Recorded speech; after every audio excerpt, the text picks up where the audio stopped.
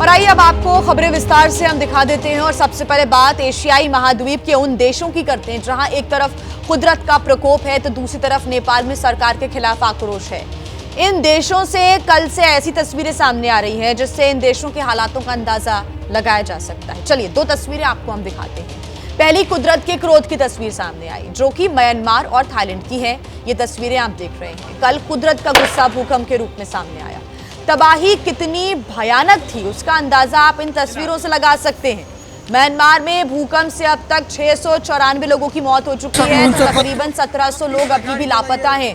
उनको तलाशने का काम किया जा रहा है। थाईलैंड में भी 10 लोगों को अपनी जान गंवानी पड़ी। 100 से अधिक लोग यहाँ पर भी गंभीर रूप से घायल हो गए हैं। दोनों ही देशों में कई लोग मलबे में दबे हुए हैं जिनको निकालने के लिए रेस्क्यू ऑपरेशन चलाया जा रहा है। तो वहीं दूसरी तरफ है भारत का पड़ोसी देश नेपाल। उसकी भी तस्वीरें आपके सामने जहां पर लोगों का गुस्सा कैसे फूटा। राजशाही और लोकतंत्र की मांग को लेकर हालात कल से ही खराब हैं। विरोध में सड़कों पर आगजनी हो रही है, पत्थर बरसाए जा रहे हैं। राजशाही और लोकशाही की इस जंग में नेपाल जल रहा है और इन दोनों ही खबर पर एबीपी न्यूज की नजर है। थाईलैंड और नेपाल से हम लगातार आप तक हर अपडेट पहुंचा रहे हैं। तो ये दो तस्वीरें आपके सामने दोनों देशों में जो स्थितियां हैं वो आप तस्वीरों में देख सकते हैं। एक तरफ तो जहां कुदरत की मार म्यांमार और थाईलैंड झेल रहा है। सबसे ज्यादा नुकसान म्यांमार में हुआ है जहां पर अभी भी 1700 से अधिक लोग लापता हैं। उनको खोजने का तलाशने का काम किया जा रहा है। तो वहीं तकरीबन जो संख्या है मृतकों की वो बढ़ती जा रही है और 700 के करीब पहुंच चुकी है। अभी तक मिली जानकारी के अनुसार 694 लोग अपनी जान गंवा चुके हैं। बड़ी बड़ी इमारतें ताश के पत्ते की तरह बिखरी हुई नजर आ रही हैं, ढह गई हैं। और थाईलैंड की अगर हम बात करें तो यहां पर भी 10 लोगों की जान चली गई। 100 से अधिक लोग यहां पर जख्मी हैं। यहां पर भी कई लोग ऐसे हैं जो कि मलबे में दबे हुए हैं। उनको निकालने का प्रयास किया जा रहा है। तो वहीं नेपाल में सरकार के खिलाफ कैसे आक्रोश आ रहा है नजर वो आपके सामने।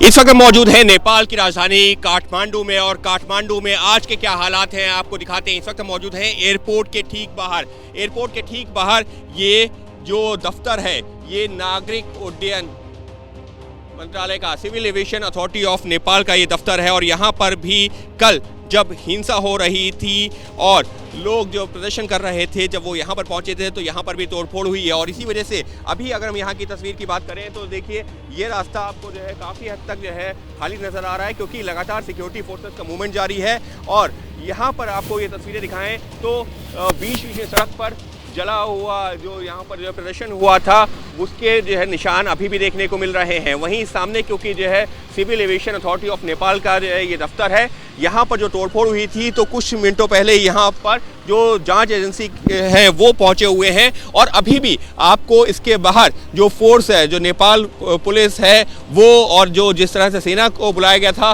वो जो है अभी भी आपको यहाँ पर नज़र आ रहा है।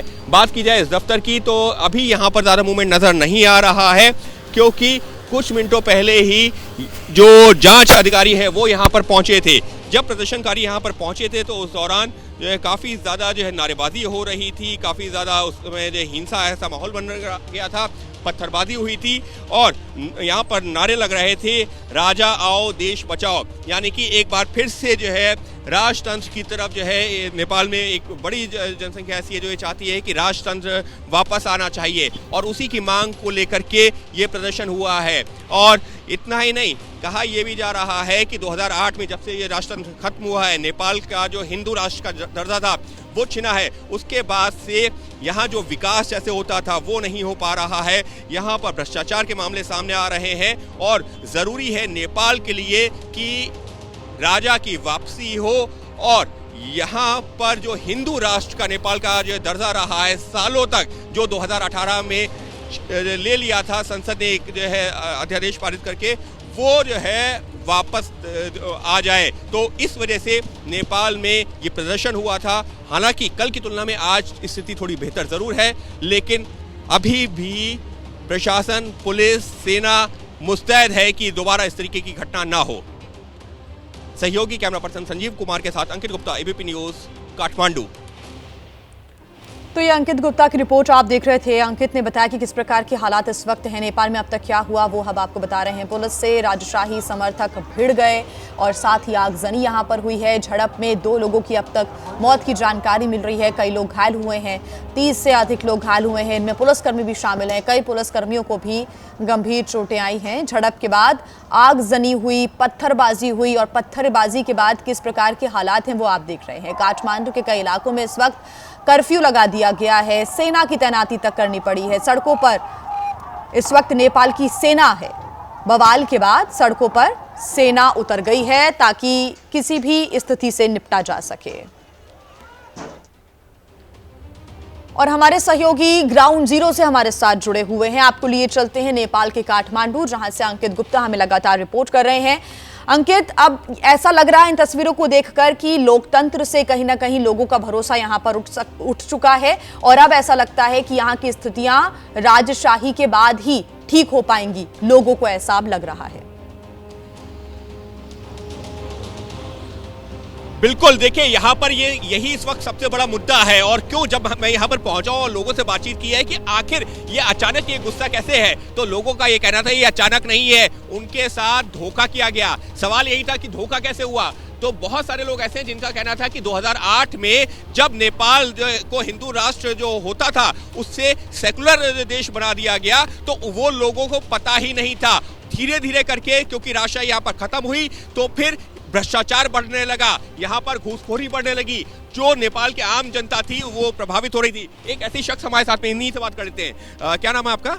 मेरा राजू नाम है। राजू, ये बताइए कि आखिर आप लोग इतना विरोध किस चीज का कर रहे हैं? हिंदू राष्ट्र बनाने की फिर से मांग क्यों हो रही है?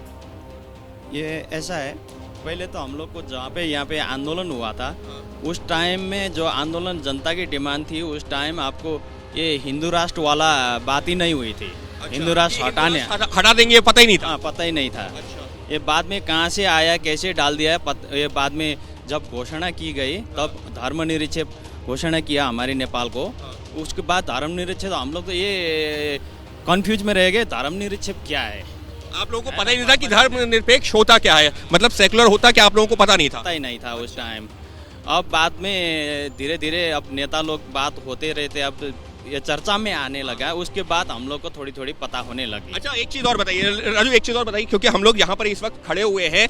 यहाँ पर प्रदर्शन हुआ था, यहाँ पर जो पथराव और यहाँ पर ये जो सामने सिविल एविएशन का दफ्तर, यहाँ पर भी लोग प्रदर्शनकारी पहुंच गए थे। हाँ, यहाँ से थोड़ा आगे करीबन 2 किलोमीटर आगे प्रदर्शन हुआ था। वहाँ प्रदर्शन होने के बाद आपको पुलिस का हस्तक्षेप रहा। और लोग यहाँ पर भी पहुंचे थे। हाँ, उसके बाद टीयर गैस वगैरह वगैरह गोली चलने लगी, तब लोग भागने लगे। अच्छा। अब ग्रुप में भागने के टाइम से रास्ते में सब गाड़ी बंद था। लोग अब जहाँ जो मिले वो तोड़ते चले गए। हाँ। एक चीज और बता दीजिए कि आखिर राजशाही की दोबारा मांग हो रही है वो क्यों? क्योंकि ये कहा जाता है कि लोकतंत्र सबसे अच्छा रहता है जहां पर जो है जनता के प्रतिनिधि होते हैं, लेकिन आप लोग कह रहे हैं कि राजा होना चाहिए। राजा का पहले का कार्यकाल और उसके बाद जब राजा नहीं रहे तब क्या बदलाव हुआ, क्यों राजा चाहिए? अब ये लोकतंत्र अब अच्छा है दुनिया में सुनने के लिए, न्यूज़ में जैसे हम लोग जानते हैं बोलते हैं, वो अच्छा लगता है सुनने में। लेकिन लोकतंत्र हमारे यहाँ पे आया नहीं है। अच्छा, अब मतलब लोकतंत्र यहाँ पर आया नहीं है। अब जो पार्टी है, पार्टी के आसपास के लोगों के लिए, अब जो पावर में है जो पार्टी, उन लोगों के लिए लोकतंत्र है ना। अच्छा। और जनता भी ये पार्टी के लोग के लिए जनता है। जब पार्टियां आ गई तो क्या भ्रष्टाचार होने लगा, क्या हुआ? हाँ, नेपाल में अब भ्रष्टाचार करप्शन तो सब जगह है, कुछ काम ही नहीं होता है। पैसे दिए बगैर है ना नेपाल में। अभी भ्रष्टाचार को तो क्या बोले, कुछ भी काम कराने जाइए गवर्नमेंट हॉस्पिटल में, इवन आपको गवर्नमेंट ऑफिस में, कहीं भी। पहले ऐसा नहीं था क्या जब राजा था? हाँ, पहले वैसा नहीं था। पहले ऐसा नहीं था। तो मतलब इसी वजह से आप लोग चाहते हैं कि राजा वाला जो राजशाही वाला दौर है वो फिर से वापस आए और नेपाल फिर से हिंदू राष्ट्र बने। और ये पार्टी वाला लोग मिल के लूट रहे हैं हम लोग को, भेड़े की तरह समझते हैं, है ना। हम लोग को जैसे अब टैक्स के मामले में है ना, और हम लोग को इतना लूट रहे हैं, मतलब अब दंगा कर रहे हैं। मतलब बिल्कुल, ये अंकित लोगों की बातें हैं और लोगों की मांगे भी हैं। लोग किस वजह से सड़कों पर इस वक्त उतरे हुए हैं और स्थिति ये बन गई है कि पुलिस के साथ लोगों की इस वक्त झड़प हो रही है और वो तस्वीरें कल पूरी दुनिया ने भी देखी। ऐसे में अंकित, अभी आज की क्या स्थिति है, तस्वीरों के साथ बताइए। अभी कर्फ्यू लागू किया गया है और साथ ही अभी मैं देख पा रही हूं कि ट्रैफिक भी कम नजर आ रहा है। साथ ही किस प्रकार के हालातों को संभालने के लिए नेपाल इस वक्त जद्दोजहद कर रहा है? देखिए जी, इस वक्त के लिए एक बड़ा अपडेट ये दे देता हूं कि जो लोग जो है दूसरे देशों से नेपाल पहुंच रहे हैं, उनके लिए एयरपोर्ट कल जब जो है शाम को ये प्रदर्शन हुआ था, कल दोपहर में कुछ घंटों के लिए बंद हो गया था, लेकिन आज एयरपोर्ट जो है रात के बाद से चालू हो गया है और इसी वजह से हम लोग भी यहाँ पर जो सुबह पहुंचे हैं। लेकिन जो एक दूसरी तस्वीर आपको जरूर, जिस बात का आपने जिक्र किया कि आपको ट्रैफिक दिख रहा है, लेकिन आज वो सामान्य हालात नहीं है। क्यों? क्योंकि जो ये घटना हुई है, जो आंदोलन हुआ है, उसमें लोगों की मौत हुई है, कई लोग घायल हुए हैं और एक बड़ा अपडेट क्या मिल रहा है, वो ये मिल रहा है कि आज दिन में रणनीति बनाएंगे। जो प्रदर्शनकारी थे, उनके जो नेता हैं, आज दिन में रणनीति बनाएंगे कि कल क्या करना है, क्योंकि आज को लेकर के कोई रणनीति का ऐलान नहीं किया गया है, प्रदर्शन का ऐलान नहीं किया गया है, लेकिन आज रणनीति बनाई जाएगी क्योंकि पुलिस ने कई लोगों को गिरफ्तार किया हुआ है, कई प्रदर्शनकारियों को गिरफ्तार किया हुआ है। ऐसे में आगे कैसे इस आंदोलन को बढ़ाना है, उसको लेकर के रणनीति बनाई जाएगी। एक सवाल पूछ लेते राजू से। राजू, कर्फ्यू अभी भी यहाँ पर लगा हुआ इलाकों में? नहीं, ये सुबह शाम 7 बजे तक कर्फ्यू लगा हुआ था। 7 बजे तक? कल 4 बजे, शाम को 4 बजे से आपको 7 बजे तक नहीं, 7 बजे तक कर्फ्यू था। कर्फ्यू नहीं है, इसी वजह से लोग घरों से निकले हैं, लेकिन ये आंदोलन अभी खत्म होने वाला नहीं है क्योंकि लोगों की मांग साफ है कि राजशाही की वापसी हो और नेपाल फिर से बने हिंदू राष्ट्र। बात करते हैं कुदरत के क्रोध की, जिसकी मार इस वक्त म्यांमार और बैंकॉक झेल रहा है। म्यांमार में भूकंप ने सबसे अधिक तबाही मचाई है। केवल म्यांमार की बात करें तो यहाँ पर 694 लोगों की मौत हो चुकी है, तो वहीं 1670 लोग घायल हो गए हैं। हालांकि कहा जा रहा है ये आंकड़ा अभी और बढ़ सकता है, ये आशंका है क्योंकि कई लोग अभी भी लापता हैं और म्यांमार के प्रभावित इलाकों में रेस्क्यू ऑपरेशन चल रहा है। मलबे के ढेर से लोगों को बाहर निकालने की कोशिशें चल रही हैं। तो वहीं अगर हम बैंकॉक की बात करें तो भूकंप का असर यहाँ पर भी देखने को मिला। ये 8 तस्वीरें आप देख रहे हैं अपनी टीवी स्क्रीन पर, जिससे साफ अंदाजा लगाया जा सकता है कि भूकंप कितना खतरनाक था। कई इमारतें धराशायी हो गई और इस दौरान म्यांमार में अफरा तफरी मच गई। पूरे म्यांमार में यातायात सेवाएं प्रभावित हो गई हैं। एक जगह से दूसरी जगह जाने के लिए लोगों को काफी परेशानी का सामना करना पड़ रहा है। म्यांमार और बैंकॉक के साथ साथ चीन पर भी भूकंप का असर पड़ा। यहां भी कई इलाकों में मलबे का ढेर जमा हुआ है। धरती कांपी तो कई शहरों तक इसका असर देखने को मिला है। तो म्यांमार और थाईलैंड में जो तबाही मची है, एबीपी न्यूज उसकी हर अपडेट ग्राउंड जीरो से तस्वीरों के साथ आप तक पहुंचा रहा है। भूकंप वाले इलाके में सबसे पहले एबीपी न्यूज की टीम पहुंची और थाईलैंड के बैंकॉक में भूकंप के बाद आखिर क्या हालात हैं, हमारे संवाददाता विशाल पांडे की अब से थोड़ी ही देर पहले की आपको रिपोर्ट दिखाते हैं। हम उसी जगह पर मौजूद हैं जहां पर बैंकॉक में सबसे बड़ा नुकसान हुआ है और उस बिल्डिंग में अभी भी रेस्क्यू ऑपरेशन लगातार चलाया जा रहा है। ये तस्वीरें ये बताने के लिए काफ़ी है कि कितना बड़ा यहां पर ये भूकंप आया और अभी भी यहां पर रेस्क्यू जारी है। और दूसरी ओर बहुत सारे लोग जो फैमिली मेंबर्स हैं, जिनके जो लोग अंदर फंसे हुए हैं, वो बाहर इंतजार कर रहे हैं कि रेस्क्यू कब पूरा हो। ये पूरा का पूरा आप देखिए मलबे का ढेर दिखाई दे रहा है। ये पूरी की पूरी बिल्डिंग यहाँ पर गिर पड़ी थी भूकंप आने के बाद और अभी रेस्क्यू यहां पर चलाया जा रहा है। लोगों को निकालने का प्रयास यहां पर किया जा रहा है। अंदर पूरी की पूरी टीम मौजूद है। फिलहाल आप ये कह सकते हैं कि थाईलैंड में भूकंप का सबसे बड़ा असर इसी इलाके में दिखाई पड़ा है। म्यांमार इसका एपिसेंटर जरूर रहा है क्योंकि म्यांमार में तो सैकड़ों की संख्या में लोगों की मौत हुई है, लेकिन म्यांमार के बाद थाईलैंड के बैंकॉक के इसी स्टेट ऑडिट के ऑफिस में, जो कि निर्माणाधीन बिल्डिंग थी, जहां पर सैकड़ों की संख्या में मजदूर लगातार काम कर रहे थे, उन मजदूरों को निकालने के लिए अब यहां पर प्रयास जारी है। ये तस्वीरें लगातार मैं आपको दिखा रहा हूं कि किस तरह से थाई अथॉरिटीज यहां पर लगी हुई हैं और लोगों को निकालने का प्रयास जारी है। एम्बुलेंस यहां पर तैनात कर दी गई कि अगर जैसे भी किसी को मलबे के नीचे से निकाला जाए, उन्हें तुरंत अस्पताल पहुंचाया जाए, तुरंत उन्हें इलाज मुहैया कराया जाए। इसके अलावा देखिए थाई पुलिस के लोग भी यहां पर आपको दिखाई देंगे, जो इस वक्त आए हुए हैं इस रेस्क्यू टीम का हिस्सा बनने के लिए। तो एक यहाँ पर मोबाइल हॉस्पिटल भी बना दिया गया है ताकि जो लोग यहाँ निकले उनको तुरंत उपचार दिया जा सके, फर्स्ट एड उन्हें मुहैया कराया जा सके। तो ये तस्वीरें इस वक्त मैं आपको बैंकॉक से दिखा रहा हूँ। तो ये तस्वीरें आप देख रहे थे, बैंकॉक की ये तस्वीरें हैं, क्योंकि स्थितियां बैंकॉक में भी ठीक नहीं है। जगह जगह पर राहत शिविर भी बनाए गए हैं जहां पर लोग सहारा लेने के लिए पहुंच रहे हैं। कुछ ही देर पहले की हमारे संवाददाता विशाल पांडे की एक और रिपोर्ट आपको दिखाते हैं। बैंकॉक में आए भूकंप की वजह से बड़ी बड़ी बिल्डिंगें लोग खाली करके सुरक्षित स्थान पर चले गए हैं। ऐसी एक बड़ी बिल्डिंग की तस्वीर मैं आपको दिखाता हूं। आप देखिए, इसमें लोग रहा करते थे, लेकिन अब इस बिल्डिंग को लोग खाली करके सुरक्षित स्थान पर गए हैं। सारे के सारे घर खाली दिखाई देंगे और दीवारों पर दरार दिखाई दे रही है भूकंप की वजह से, जिस वजह से लोग अपने घर को छोड़कर कहीं सुरक्षित स्थान पर गए हैं। सारे के सारे घर खाली पड़े हुए इस वक्त हम देख पा रहे हैं और दीवारों पर दरार है, यानी लोगों के अंदर अभी भी डर है, वापस नहीं लौट पा रहे हैं अपने घर की ओर। वो इस बात का इंतजार कर रहे हैं कि जब तक हालात पूरी तरह से सामान्य ना हो जाए तब तक अपने घरों की ओर वापस ना आए, क्योंकि आफ्टर शॉक्स का खतरा लगातार बना रहता है। कैमरामैन मनोज अधिकारी के साथ Vishal Pandey, ABP news, Bangkok, Thailand. अस्पतालों की बात करें तो मरीजों का इलाज भी सड़कों पर इस वक्त हो रहा है। स्थिति अभी ये बनी हुई है। विशाल पांडे की एक और एक्सक्लूसिव रिपोर्ट आपको दिखाते हैं।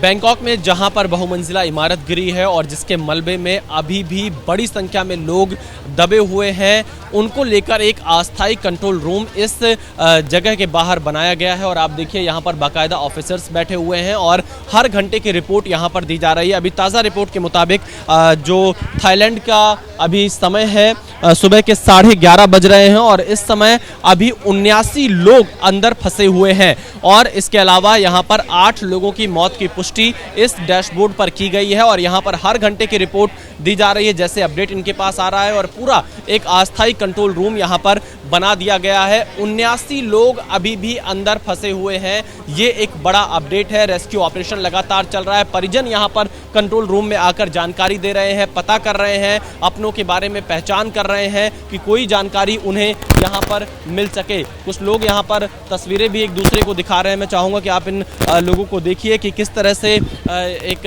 प्रयास यहाँ पर ज़रूर किया जा रहा है कि लोगों को ढूंढा जा सके, उन्हें पहचाना जा सके। और फोटोज़ यहाँ पर कंट्रोल रूम को भी दी जा रही है ताकि उनके अपने लोगों की पहचान हो सके। कैमरामैन मनोज अधिकारी के साथ Vishal Pandey, ABP news, Bangkok, Prayag. Thailand में आए भूकंप को 24 घंटे से ज्यादा वक्त बीत चुका है और अभी भी यहां रेस्क्यू ऑपरेशन चल रहा है। स्टेट ऑडिट के ऑफिस के बाहर इस वक्त हम मौजूद हैं। ये वही निर्माणाधीन बहुमंजिला इमारत थी जिसे आप धराशायी होते हुए टीवी पर देख रहे थे भूकंप आने के बाद। और अब यहां पर थाई आर्मी को बुलाया गया है। थाई आर्मी की मदद से रेस्क्यू को आगे बढ़ाया जा रहा है, क्योंकि अभी भी 100 से ज्यादा लोग मलबे के अंदर दबे हो सकते हैं। उन्हें निकालने का प्रयास यहां पर जारी है। ये पूरा रेस्क्यू ऑपरेशन इस वक्त आप एबीपी न्यूज पर देख पा रहे हैं। थाईलैंड के बैंकॉक में जब ये भूकंप आया उस समय यहां पर बड़ी संख्या में जो वर्कर्स थे इस निर्माणाधीन बिल्डिंग में काम कर रहे थे। सैकड़ों की संख्या में मजदूर काम कर रहे थे, जिसमें महिलाएं पुरुष दोनों मजदूर शामिल थे। और जब भूकंप आया तो 100 से ज्यादा की संख्या में लोग इसके नीचे दबे रह गए। अब तक 10 मौतों की पुष्टि हो चुकी है, कई लोग इसमें घायल हुए हैं। और फिलहाल थाईलैंड प्रशासन और थाईलैंड आर्मी यहां पर रेस्क्यू ऑपरेशन को और ज्यादा आगे बढ़ा रही है ताकि जल्द से जल्द लोगों को बाहर निकाला जा सके। इसके साथ ही हमने ये देखा कि जो परिजन यहाँ पर आए हुए हैं, जो अपनों का इंतजार में है, क्योंकि बहुत सारे उनके लोग इसके नीचे दबे हुए हैं। किसी की माँ, किसी की बहन, किसी के पिता, किसी के भाई, किसी का बेटा, और हर कोई यहाँ पर यही प्रार्थना करके पहुंच रहा है कि जो इस मलबे के नीचे दबे हुए हैं उन्हें जल्द से जल्द बाहर निकाला जा सके। आप इन लोगों को भी देखिए, इनके परिवार के भी कुछ सदस्य अंदर दबे हुए हैं। और कल रात से ही मैंने इन आंखों को देखा है, इन चेहरों को देखा है जो अपनों की तलाश में यहाँ पर पहुंच रहे हैं और इस उम्मीद के साथ कि शायद वो सकुशल इस मलबे से बाहर निकल सके। यह उम्मीद ही इनको यहाँ पर खड़े रखी है और इस उम्मीद को ये चाहते हैं कि जल्द से जल्द इनके अपने बाहर निकले, और इसीलिए बड़े पैमाने पर रेस्क्यू ऑपरेशन चलाया गया है। तो ये तस्वीरें बता रही हैं कि किस कदर यहाँ पर भयावह स्थिति आई भूकंप के बाद से, जो 24 घंटे से ज्यादा वक्त बीत जाने के बाद भी रेस्क्यू पूरा नहीं हो पाया। कैमरामैन मनोज अधिकारी के साथ Vishal Pandey, ABP news, Bangkok, Thailand. एक और रिपोर्ट ग्राउंड जीरो से आपको हम दिखाते हैं।